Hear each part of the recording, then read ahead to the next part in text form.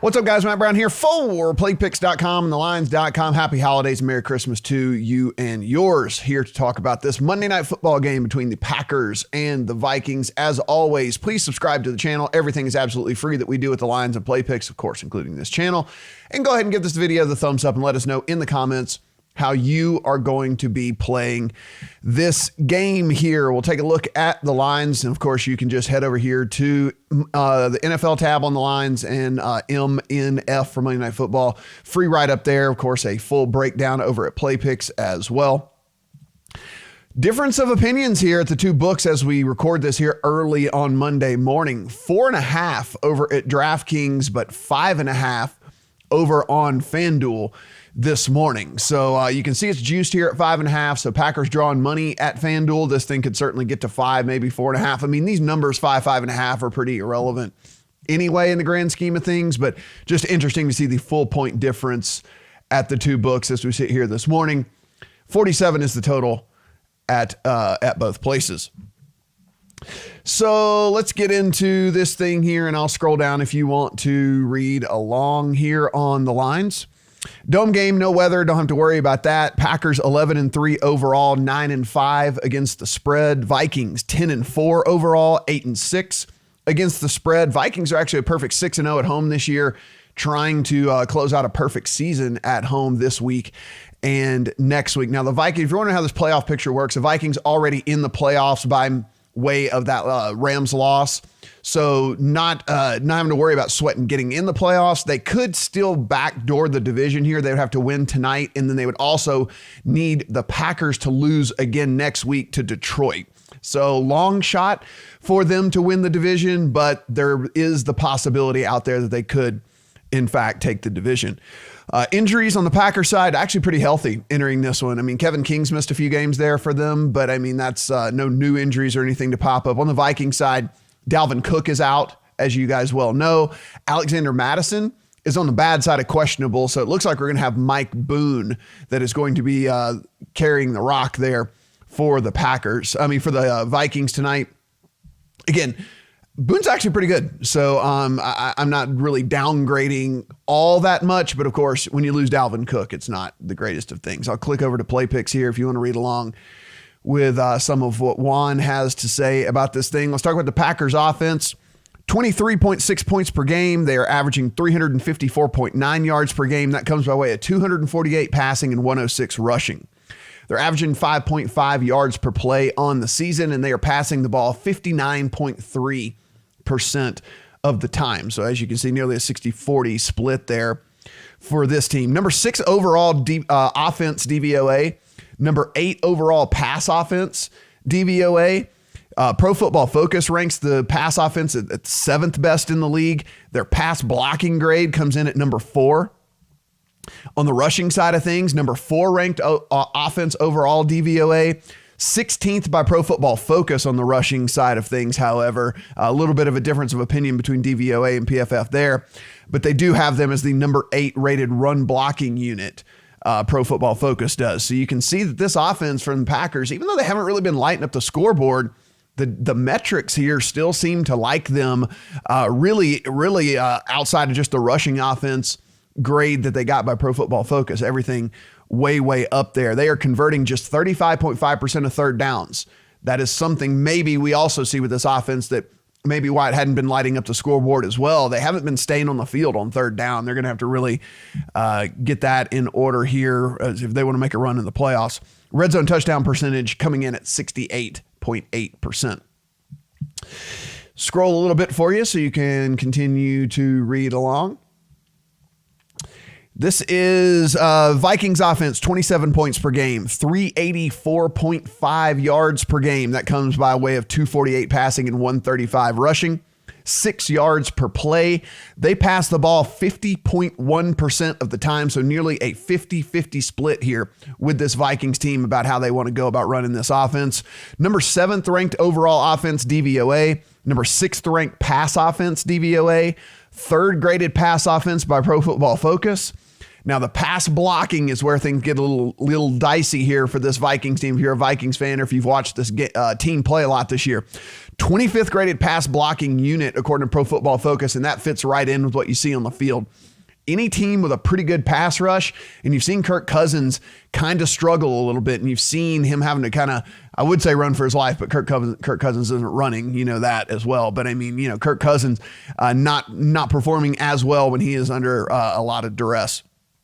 Number 13th ranked rush offense DVOA, 11th graded rush offense by Pro Football Focus, 11th graded run blocking unit by Pro Football Focus. This team is converting 44% of their third downs, and their red zone touchdown percentage comes in at 66%. Scroll a little bit further if you want to take a look here with Juan talking about the spread.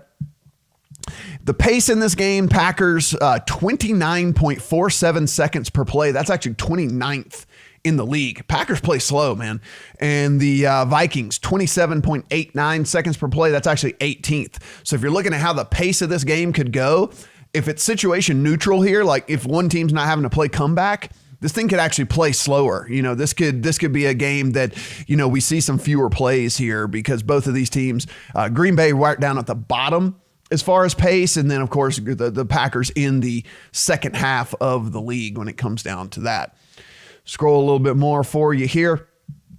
Packers defense giving up 20.2 points per game, 389 yards per game. That comes away 268 passing, 120 rushing. Number 17th ranked defense DVOA, 16th ranked pass defense DVOA, and 25th ranked rush defense DVOA. You can see this defense earlier in the year was playing pretty good. Like the first month of the season, people are like, wow, this Packers defense going to be pretty good this year. It has fallen off of a cliff here, and especially the run defense. You can really get after them on the ground. Number 10 rated overall defense by Pro Football Focus. So they're seeing something a little bit different from PFF there. They do have the number 6 rated pass rush, however. So they are getting after the quarterback, this Packers defensive line. As a whole, giving up 5.8 yards per play, and opponents are converting 40% of their third downs against this Packers squad. I'll flip back over here to the lines so you can continue to take a look at some of these things. Vikings defense giving up 18.5 points per game, 361.6 yards per game. So they're giving up 262 passing and 99 rushing is how that breaks down. This defense, though, really liked by all of the advanced metrics. Number 6th ranked defense overall DVOA, 8th ranked defense, pass defense DVOA, 4th ranked rush defense DVOA. Number 5 rated defense overall by Pro Football Focus, number 10th rated pass rush, and the number 4 graded coverage unit, which actually hasn't matched up here recently. The last few weeks, actually, this secondary has been getting torched a little bit. But, you know, again, this is just kind of over the course of the season as a whole, giving up 5.3 yards per play, and opponents are converting 39.6% of third downs against them. All right, so let's talk about this here, and let's make a case for the under if you're leaning towards the under, and this is maybe how you want to go about this. Doesn't really matter where we do it because the total is the same at both sites, so I'll just leave it over here on DraftKings. Sitting at 47.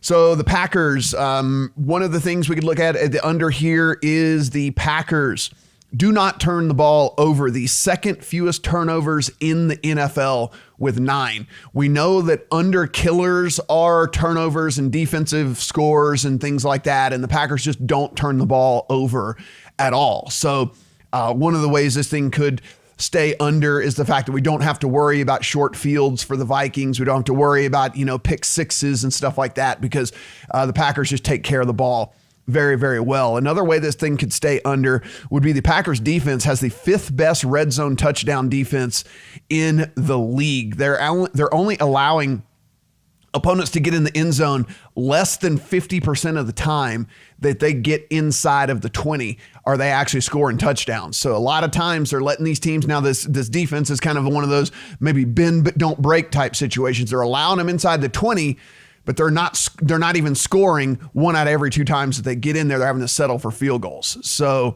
another way that this thing could stay towards the under. And finally, another way this thing can stay under, the Vikings, just an incredibly run heavy team, as we mentioned. I mean, basically a 50-50 split here. They are running the ball over 30 times a game on average on the season here. So another way this thing could stay under if you're leaning that way. Now, if we want to make a case for the over here, hey, it's that time of year, right? I mean, we're late December. No weather concerns, however, because we're inside of a dome here. So no wind, no snow, no rain, no whatever, none of that stuff. Field conditions will be optimal. So that is certainly something to take into consideration this time of year here. Another thing is just this Packers defense. Maybe this Vikings team gets after them pretty good here. Packers are allowing the 5th most yards per pass attempt in the entire league at 7.8.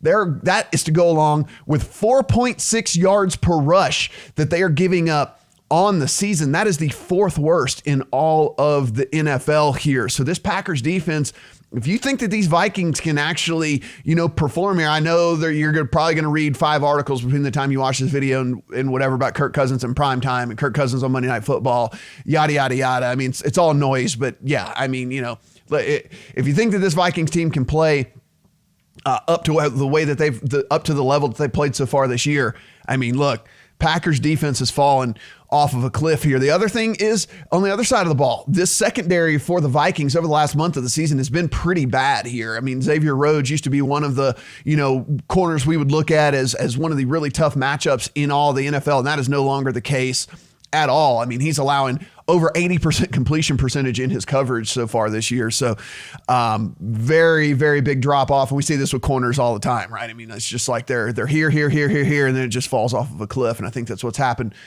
with Xavier Rhodes. So both of these offenses, have paths to success here. And of course, the other thing for the over is this is a Vikings team that wants to run the ball.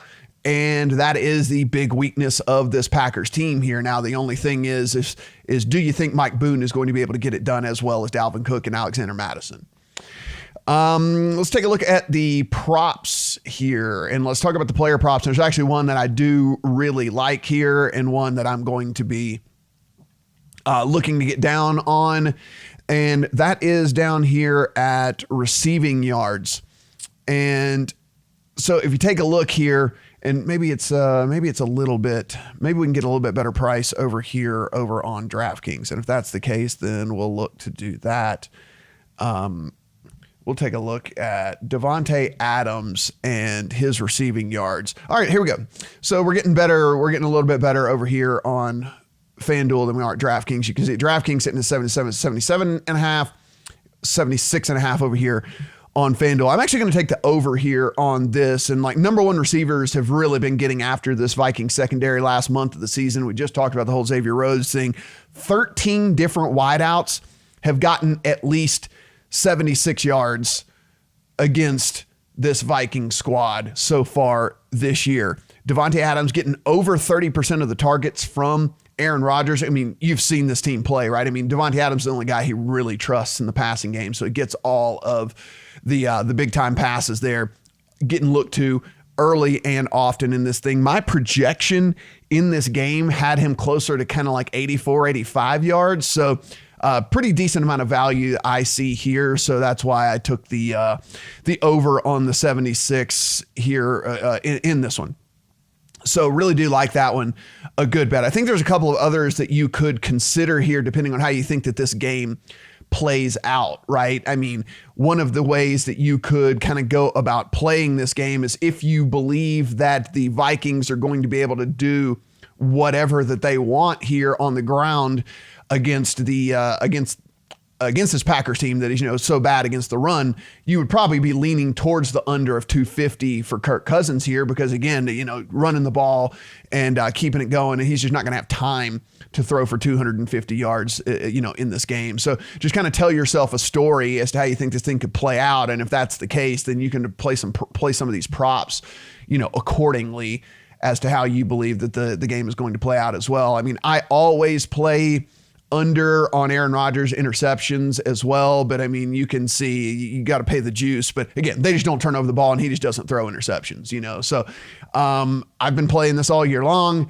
I've been winning all year long because Aaron Rodgers just takes care of the ball very, very well. That said, you do got to lay the juice here. So just make sure that you got the bankroll here to play a prop like that. But been a profitable one as well as Aaron Rodgers has played so far this year and taking control of the ball. So let's take a look at the side here. Listen, now that this thing is getting down, if this thing continues to fall, you could see me on the Vikings side. It was a pass for me. I mean, certainly because it's still sitting over here at 5.5 over here on FanDuel, right? I mean, like, it's just a weird number, weird area. It was a pass for me. If anything, I was leaning a little bit towards the Packers just getting so many of those points. But if this thing continues to fall here, man, if this thing happens to get to a 4 flat or even under a 4, I think I might come back on the Vikings side here. Playing at home, there's still a lot for this team to play for. I understand people are going to talk about the motivation factor here and say like, oh, well, they already made the playoffs, so they're, they don't really have to get up for this thing. But I don't really believe in that. I think, listen, there's still a chance that they could win this division. There's still a chance that this team could, they beat the Packers. And look, it's the NFL, man. The Detroit Lions, it still has professional players playing on the field, and then beating the Packers isn't completely out of the realm of possibilities. So the Vikings could still win this division here. So I'm going to keep a look at this number. And if this thing falls anymore, I'm going to be on this Vikings team. The one play I do have in my account is the under 47 in this one. Again, I just have told myself how I think this game is going to play out, and that's how I believe that it's going to go. I believe the Vikings are going to try and do what they do best, and that's run the ball, take advantage of this Packers weakness in this defense here, keep that clock running. Like we said, the Vikings run the ball over 30 times a game as it is right now. I don't think that's going to change just because it's Mike Boone that is going to be in the backfield here. The guy can play. I don't know if you guys watched in the preseason at all, but I mean, he looks like a baller here for sure. And there's still an outside chance Madison could play as well. So we'll certainly monitor that situation. But they got Amir Abdullah who could, who can spell Mike Boone as well. Abdullah, I imagine, will get a handful of carries as well in there. And, I expect Zimmer to he's kind of an old school coach. I think he's going to look at the matchup, and I think he's going to say, all right, this is how we beat these guys, and let's just go about beating these guys how it's easiest to do. And I don't think he's, has anything to prove or anything like that. He just wants to get the W here and have a chance to win this division come next week. So again, I'm on that Devontae Adams prop. I'm going to be on the under here, monitoring this line here. If it gets any lower, certainly going to jump on the Viking side here. And if for some reason it happens to start going the other way, you could find me on the Packers. If this thing gets to 6, you can see me on the Packers as well. But really just on the under as we sit right now, and we'll be monitoring these other things as far, and the props as well. Of course, we'll be monitoring that as we go. As always, guys, everything on the lines is free. Everything on Play Picks is free. If you're wondering what this sweater thing is here, it's the lamp from, it's the leg lamp. So it's I know some people were wondering out there what that's all about. In the comments below, guys, be sure and give us your final score prediction. Say Packers 57, Vikings 56. Exactly like that. If you get the score exactly right, we'll ship you an Amazon gift card, because we really do appreciate you guys being subscribers. Of course, you got to be a subscriber to the channel, so go ahead and subscribe and like the video as well. Let us know in the comments how you're going to play it, and good luck tonight and happy holidays.